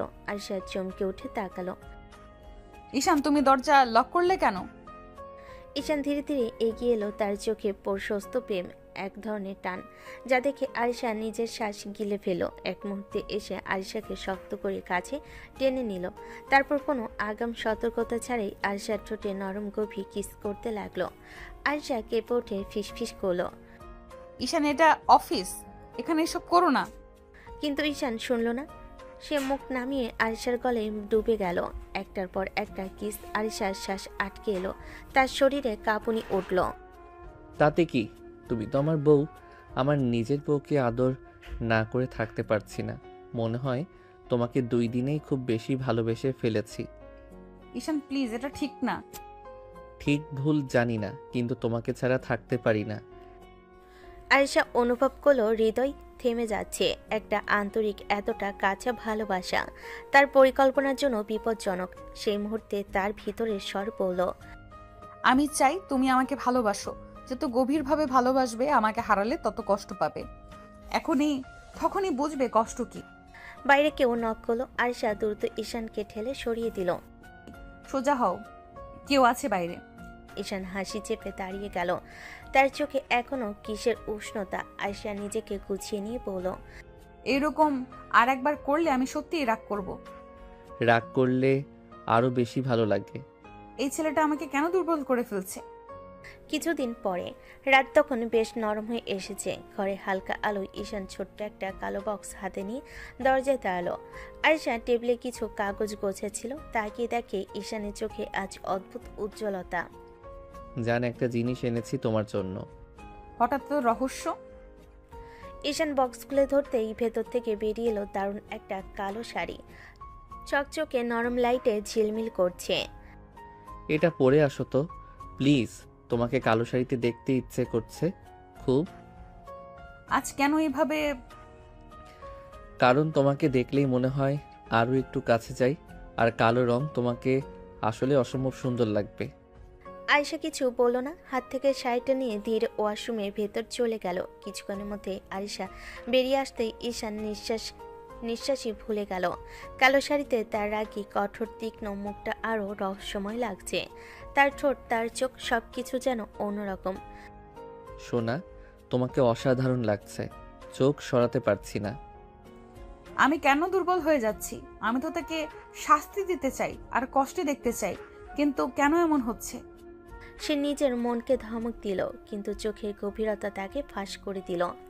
ঈশান ধীরে ধীরে কাছে এগিয়ে এলো। তার আচরণে কোনো তাড়া নেই, কেবল গভীর ভালোবাসা। হালকা করে আয়েশার গালে হাত রাখলো। জান, আজ তোমাকে খুব কাছে চাই, খুব। তার কথাই এমন কোমলতা যে আয়েশার শ্বাস আটকে গেল। ঈশানের হাত ধীরে তার পিঠে নামলো, তাকে নিজের বুকে টেনে নিল। আয়েশার চোখ বন্ধ করে ফেলো। রাগ, অভিমান, প্রতিশোধ সব যেন মিলিয়ে গিয়ে অদ্ভুত এক দুর্বলতা তাকে নরম করে দিচ্ছে। তোমাকে ভুলতে দেব না আজকের রাত। তোমাকে আমি সত্যি খুব ভালোবাসি জান। আমি কেন এরকম হচ্ছি? আমি তো চাই সহজে হার মানতে না। কেন ওর স্পর্শ আমাকে ভেঙে দিচ্ছে? আমি তো তাকে কষ্ট দিতে চাই, কিন্তু কেন নিজেরই কষ্ট হচ্ছে? রাত অনেক, ঘর নিস্তব্ধ। জানালার পর্দায় বাতাস হালকা দুলে উঠছে। আয়েশার চোখে তখনও রাগের আগুন, কিন্তু সেই আগুনের নিচে লুকিয়ে আছে কেমন যেন অদ্ভুত টান, দুর্বলতা, যেটা সে নিজেও বুঝতে পারে না। ঈশান সামান্য ঝুঁকে এসে চুল সরিয়ে দেওয়া মাত্রই আয়েশার দেহে কেমন শিহরণ ওঠে। সে সেটা লুকাতে চাই, কিন্তু ঈশান থামে না। সে আস্তে আস্তে আয়েশার ঠোঁট ছুঁয়ে কিস করলো, গলায় মুখ ডুবিয়ে ঘন কিস। তারপর দুহাতে তুলে কোলে করে নিয়ে বিছানায় শুয়ে দিল। আরিশা, তুই জানো আমি তোমাকে ছাড়া থাকতে পারি না। ঈশান আবার কিস করতে ঝুঁকতে থাপ্পড়ের মতো ধাক্কা। আয়েশা তীব্র রাগে ঈশানকে বিছানা থেকে ফেলে দিল। চোখ লাল, বুক ওঠানামা করছে তীব্র রাগে। আরিশা কাপা গলায়, তোর কি মনে হয় আমি তোকে সেই রাতের ঘটনার জন্য বিয়ে করেছি? না, আমি বিয়ে করেছি প্রতিশোধ নিতে। বুঝছিস? প্রতিশোধ। প্রতিশোধ? কিসের প্রতিশোধ আরিশা? আমার বান্ধবী লিমা তোকে ভালোবাসতো পাগলের মতো, আর তুই তাকে এমন কষ্ট দিলি, এতটা অপমান করলি, যার জন্য সুইসাইড করতে বাধ্য হলো। আমি চাই তুইও বুঝ, ভালোবেসে কষ্ট পেলে কেমন লাগে। তুমি কি যা তা বলছো আরিশা? তুমি হয়তো ভুল বুঝেছো আমাকে। ভুল? লিমা তোকে নিজে বলেছিল তুই খান গ্রুপে চাকরি করতি, তুই আমাকে ইগনোর করতি, তুই তাকে হিউমিলিয়েট করতি। আরিশা, ঈশান নাম কি শুধু আমার একার? খান গ্রুপে 3 জন ঈশান ছিল, 3 জন। তুমি কি নিশ্চিত তোমার বান্ধবী যে লোকটাকে ভালোবাসতো সে আমি? আয়েশা মুহূর্তে থমকে যায়। তার চোখে বিস্ময়, সন্দেহ তোড়জোড় করে। ভেবে দেখা কোনো কিছুই মিলছে না। হঠাৎ ঈশান ধীরে ধীরে বলে, আমি তোমাকে কখনো চিনতাম না, লিমাকেও না। আমার উপর অভিযোগ তোলার আগে একবার ভেবে দেখো, একবার খুঁজে দেখো, সত্যি কোনো ঈশান তোমাদের জীবনে ছিল? আয়শা স্তব্ধ, তার ভেতরটা কেমন যেন কেঁপে ওঠে, রাগ যেন মুহূর্তে কোথাও মিলিয়ে যায়, মাথা ঘুরে যায়। তাহলে যার উপর প্রতিশোধ নিতে এত কিছু করলো সে কি ভুল মানুষ? ঈশান ধীরে বলে, তুমি প্রতিশোধ নিতে আমাকে বিয়ে করেছো ঠিক আছে, কিন্তু তোমার চোখে যে ভালোবাসা আমি দেখেছি সেটা কি ভুল ছিল? আমি কাউকে ভালোবাসতে আসিনি, আমার কাজ শেষ হলেই তুমি মুক্ত। তুমি ভুল ঈশানকে বিয়ে করেছো। আর ঈশা, কিন্তু একটা কথা মাথায় রাখবে, ভালোবাসা প্রতিশোধ নয়। যেদিন বুঝবে আমি দোষী ছিলাম না, সেদিন তুমি নিজেই আমার চোখে তাকাতে পারবে না। ঘরে আলো মিলান, দুজনের নিঃশ্বাস পর্যন্ত ভারী। আয়শা দরজার কাছে দাঁড়িয়ে, ঈশান বিছানার ধারে বসে মাথা নিচু করে রেখেছে। হঠাৎ সে মুখ তুলল, চোখ দুটো লাল, রাগে না ব্যথায়। ঈশান ঠান্ডা গলায় বলল, বিয়ের রাতে যা হলো ওটাও কি তোমার প্ল্যান ছিল আরিশা? হ্যাঁ, আমি ইচ্ছে করেই সেখানে ড্রিঙ্ক রেখেছিলাম যাতে তুমি পানি ভেবে খাও। ঈশান কিছুক্ষণ তাকিয়ে রইল নিঃশব্দে, তারপরে হালকা হাসলো, কিন্তু সেই হাসিতে অদ্ভুত ব্যথা। অভিনন্দন আরিশা, তুমি সফল হয়েছ। আসল ঈশানকে কষ্ট দিতে না পারলেও আমাকে ঠিকই কষ্ট দিয়ে যাচ্ছ। এতগুলো দিন, এত কাছে আসা, এত আদর, ভালোবাসার অভিনয়, সকালে আমার জন্য চা বানানো, অফিসে আমার যত্ন নেওয়া, রাতে পাশে শোয়া, সব মিথ্যা ছিল তাই না? সংসারের দায়িত্ব, আমার পাশে থাকা, সবই ছিল নাটক। আমি বুঝতেই পারিনি আরিশা, তোমার প্রতিটা হাসি, স্পর্শ, কাছে আসা, সবই ছিল একটা খেলা। আয়শার চোখে এক ফোঁটা পানি, কিন্তু সে সেটা দ্রুত লুকিয়ে নিল। ঈশান গভীর নিঃশ্বাস ফেলে বলে, কষ্টটা কি জানো কোথায় লাগছে? তুমি আমাকে কষ্ট দিলে আমি সহ্য করতে পারবো, কিন্তু আমার মা যদি জেনে যায় যে তার ছেলের বউ তার ছেলেকে শুধু প্রতিশোধ নেওয়ার জন্য বিয়ে করেছে, বুঝতে পারলে ও ভেঙে পড়বে। আরিশা, আমার মা তো তোমাকে নিজের মেয়ের মতোই দেখেছে। তাতে আমার কিছু যায় আসে না, আর তোমার মাকে কষ্ট দেওয়ার কোনো ইচ্ছে আমার নেই। আমি শুধু আমার বাকি হিসেবটা চুকাতে চাইছিলাম। তুমি সত্যি এতটাই নির্মম? আয়শা মুখ ফিরিয়ে জানালার দিকে তাকালো। বাইরে কালো রাত, ঝড়ো বাতাস। ঈশান ধীরে বলল, তুমি যে আমাকে পুরোপুরি ভুল মানুষ ভেবে শাস্তি দিচ্ছ, এটা কি একটু হলেও মনে লাগে না তোমার? আয়শা চুপ। এক মুহূর্তে নীরবতার মাঝে ঈশানের কণ্ঠ আরো নরম হয়ে গেল। আরিশা, তুমি যদি সত্যি আরেকবার ভেবে দেখতে, হয়তো আমার উপর এই অন্যায়টুকু করতে না। অনেক হয়েছে, তোমার ড্রামা শুনতে চাই না। আমি ড্রামা করছি? তাহলে ওই সব রাত যখন তোমাকে কাছে পেয়েছি, ওগুলো কি তোমার অভিনয়? আমার কাছে এসে মাথা রাখা, আমাকে আদর করতে দেওয়া, এটাও কি প্রতিশোধের অংশ ছিল? আয়শার বুক ভার হয়ে আসে, কিন্তু সে কোনো উত্তর দেয় না। ঈশান ধীরে বলে, জানো আরিশা, ভুল ঈশানকে খুঁজে পাওয়া গেলে শাস্তি দেবার মানে নেই। একটা কথা তবে মনে রেখো, যেদিন বুঝবে আমি দোষী ছিলাম না, সেদিন নিজেকেও ক্ষমা করতে পারবে না। ঈশান দরজা বন্ধ করে চলে যেতে ঘরটা অদ্ভুত নীরব হয়ে গেল। মনে হচ্ছে এই নীরবতা যেন হাজারটা তীরের মতো বুকে বিচ্ছে। আয়শা দাঁড়িয়ে রইল কিছুক্ষণ, মাথা নিচু, মনে মনে একটা শুধুই কথাই ঘুরছে। যদি আমি ভুল করে থাকি, যদি আসলেই অন্য ঈশান হয়, না আমার ভুল না, লিমা যা বলেছে সব সত্যি। তবু বুকের ভেতর অদ্ভুত কাঁপুনি আটকাতে পারল না। সে কাঁপা হাতে ফোনটা তুলে নিল। একটা নাম খুঁজে কল দিল, রাশেদ ভাই। ফোন ধরতে রাশেদের হালকা চমকে যাওয়া কণ্ঠ। ম্যাম, এই রাতে ফোন? লিমা যে ছেলেটাকে পাগলের মতো ভালোবাসতো তার নাম ঈশান, তার ছবি আছে তোমার কাছে? আছে ম্যাম, লিমা আমাকে বলেছিল প্রয়োজনে যেন আপনাকে দেখায়। আপনি এখন চাইছেন? হ্যাঁ, এখনই পাঠান। কথা শেষ হওয়ার 3 সেকেন্ডও যায় না, ফোনে টিং করে একটি ছবি আসলো। আয়শার বুক ধরফর করতে লাগলো। সে ধীরে ধীরে ছবি ওপেন করলো, আর তার চোখ বড়বড় হয়ে গেল।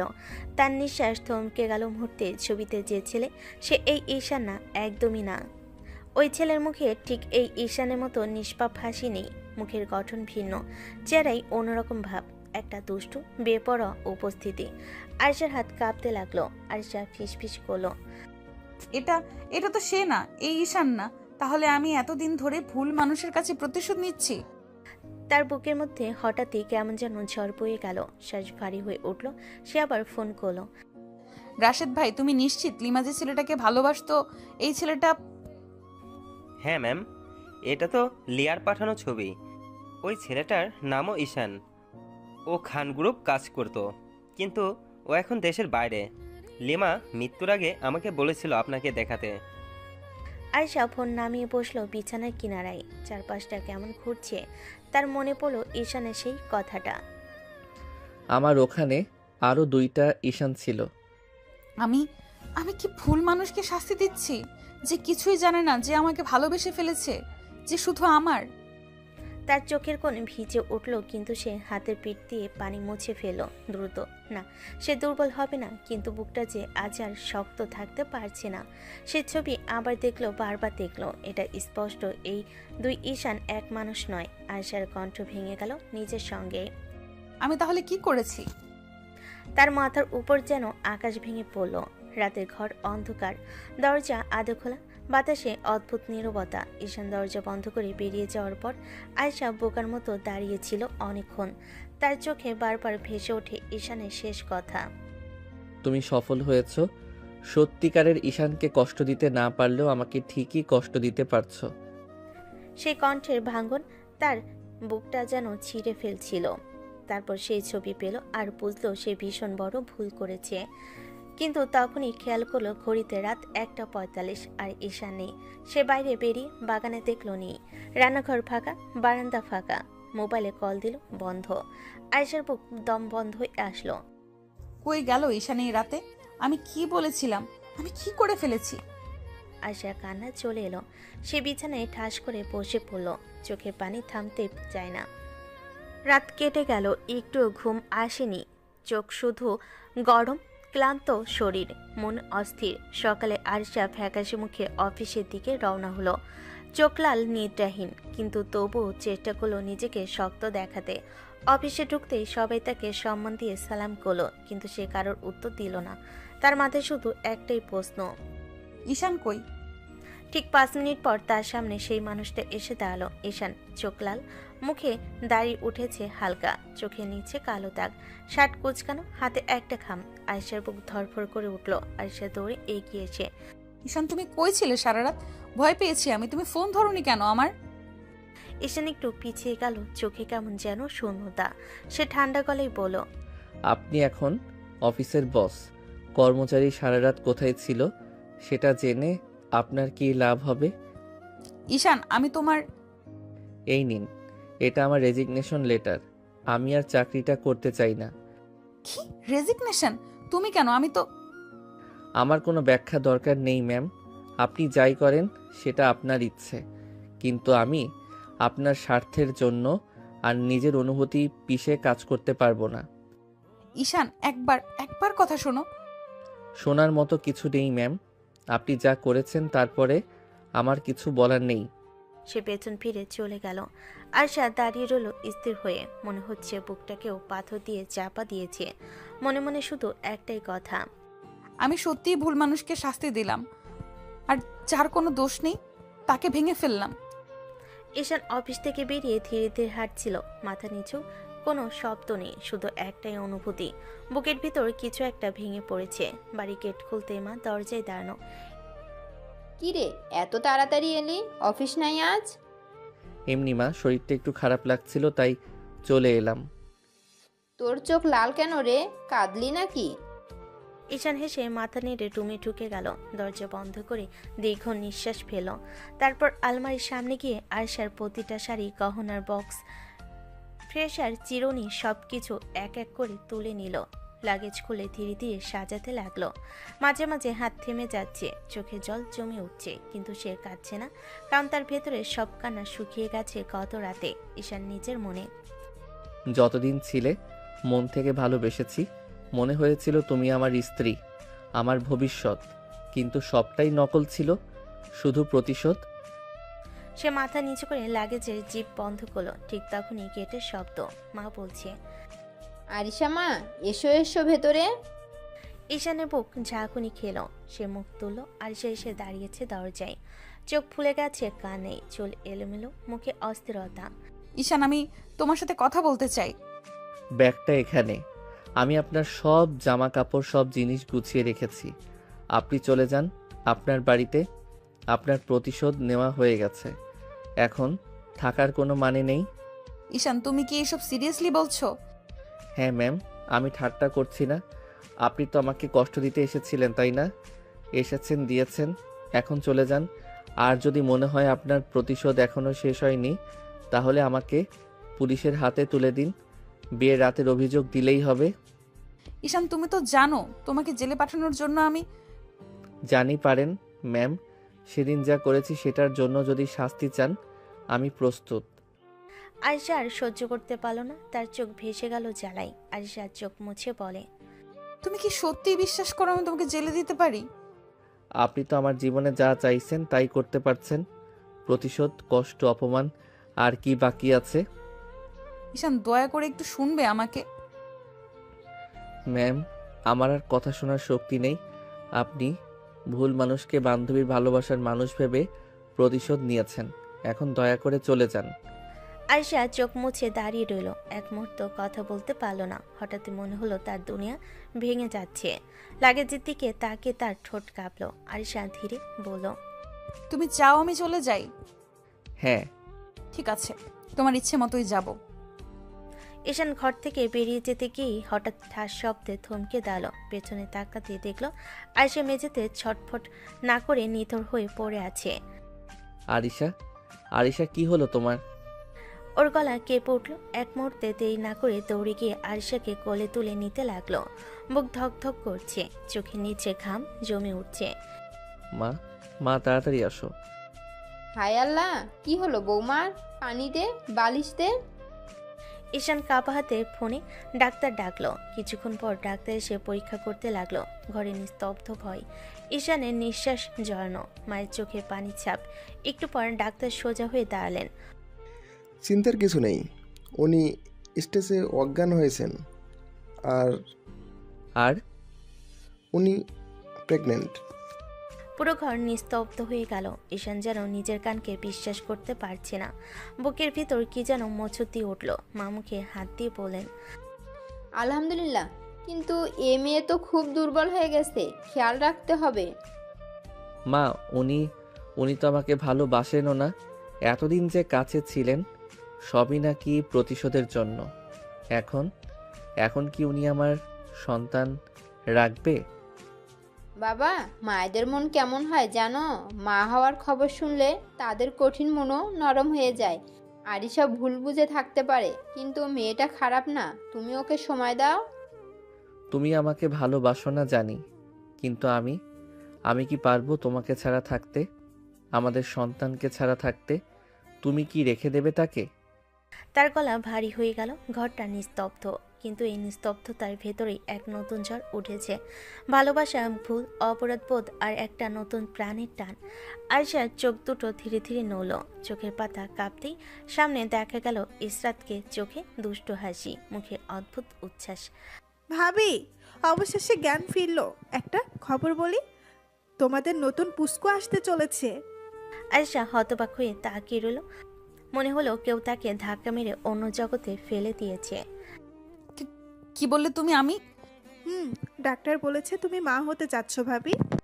আয়েশার চোখ বড় হয়ে গেল। বুকের ভিতরে কেমন যেন টনটন করছে। কিছু বলার আগে ইসরাত আর ঈশানের মা দুজনই বলল, আমরা বাইরে যাচ্ছি, তোমরা দুজন কথা বলো। দুজন রুম থেকে বেরিয়ে যেতে ঘর নিস্তব্ধ হয়ে গেল। শুধু ঈশান জানালার পাশে দাঁড়িয়ে গম্ভীর ও চুপচাপ। আয়েশা ধীরে ধীরে উঠে বসলো। পরক্ষণেই চোখ ভিজে উঠল। সে বিছানা থেকে নেমে ঈশানের দিকে এগিয়ে গেল। একটু দেরি না করে তাকে জড়িয়ে ধরল। ঈশান, প্লিজ আমাদের সন্তানের কথা ভেবে আমাকে ক্ষমা করে দাও। আমি ভুল করেছি, ভুল বুঝেছি, তোমাকে কষ্ট দিয়েছি, প্লিজ আমাকে ক্ষমা করে দাও। তার কান্না ঈশানের শার্টে ভিজে যাচ্ছে। ঈশান প্রথমে কিছু বলল না, শুধু নিঃশ্বাসটা ভারী হলো। আয়েশা আরও শক্ত করে তাকে ধরল। কি করলে তুমি? আমাকে ক্ষমা করবে বলো, আমি সেইভাবেই ক্ষমা চাইবো। তোমার পায়ের কাছে বসে থাকবো, যদি লাগে তো তোমার পাও ধরবো। শুধু বলো প্লিজ ঈশান। সে সত্যি নিচু হয়ে ঈশানের পায়ের দিকে হাত বাড়াতে গেলে ঠিক তখনই ঈশান দ্রুত তাকে থামিয়ে দিল। দুহাতে আয়েশাকে ধরে দাঁড় করালো। তার গলা কাঁপছে, চোখ লাল। আর কখনো এসব বলবে না। ক্ষমা চাইলেও নিজের সম্মান হারিয়ে নয়। কিন্তু আমি তো তোমাকে আঘাত করেছি। তুমি আমাকে আঘাত করেছো ঠিক, কিন্তু তুমি আমার স্ত্রী আর আমার সন্তানের মা হতে চলেছ। সেজন্য তোমাকে কখনো ওইভাবে নিচু হতে দেব না।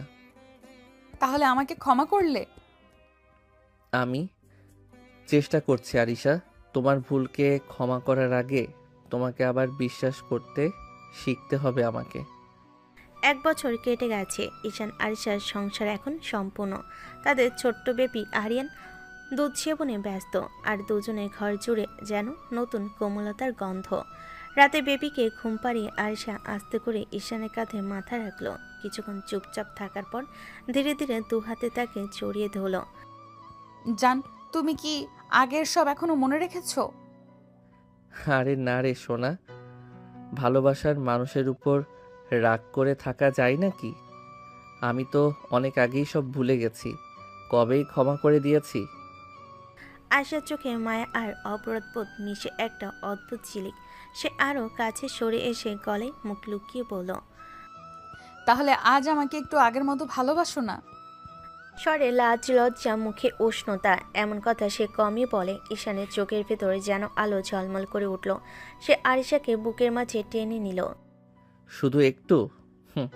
আমি তো তোমাকে প্রতিদিন আগের থেকেও বেশি ভালোবাসি। কথা বলতে বলতে হঠাৎ দুহাতে তাকে কোলে তুলে নিল। আয়শা লজ্জায় মুখ তার বুকে লুকিয়ে ফেলল। এই নামাও, কেউ দেখবে। কেউ দেখলেও সমস্যা নেই, সবাই জানে আমি আমার রাগী বসকে ভালোবাসি। এভাবেই তাকে কোলে করে রুমে নিয়ে গেল। বিছানায় আস্তে করে শুইয়ে দিল, যেন কোনো কাছের জিনিস রাখছে। তারপর ঝুঁকে এসে গালে ঠোঁটে কপালে একটার পর একটা আদর। আমি তোমাকে খুব ভালোবাসি আমার রাগী বস। আমিও তোমাকে খুব ভালোবাসি ঈশান, এখন চিরকাল।